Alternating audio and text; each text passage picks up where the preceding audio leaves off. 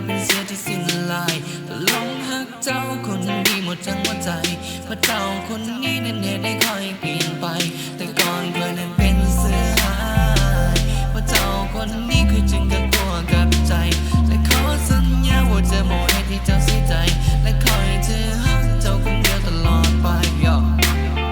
Hey baby ที่ผ่านมาเคยหูว่าสัวกูจะหูสึกตัวก็เกือบเสียเจ้าไปเรื่องบทดีที่เหตุกับเจ้าคิดถึงแล้วยังละอายใจเหตุแต่คนที่หักเลยแค่คอยต้องมาเสียน้ำตาและเสียใจเจ้าดีกับคอยตลอดแต่คอยก็ไม่เคยใส่ใจมักเหตุให้เจ้าเจ็บปวดและเจ้าต้องคิดหลายขอบใจที่หักคนคอยที่ยังหักคนที่มันสหายต่อไปนี้จะกลับตัวกลับใจจะเป็นคนดีเพื่อเจ้าให้ได้ก็โทษหลายที่เคยเหตุให้ลำบากใจ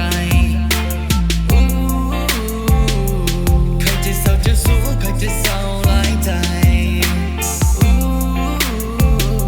พี่ขอสัญญาด้วยสัจจะและผู้สายพอแล้วกับความหลายใจถ้าผิดสัญญาก็ให้มีอันเป็นไปแต่ก่อนมันเป็นเสือหายแต่ว่าตอนนี้กลายเป็นเสือที่สิ้นลายหลงหักเจ้าคนดีหมดทั้งหัวใจเพราะเจ้าคนนี้นั้นเหตุได้ค่อยเปลี่ยนไปแต่ก่อนเคยนั้นเป็นเสือหายเพราะเจ้าคนนี้เคยจึงกับกลัวกับใจ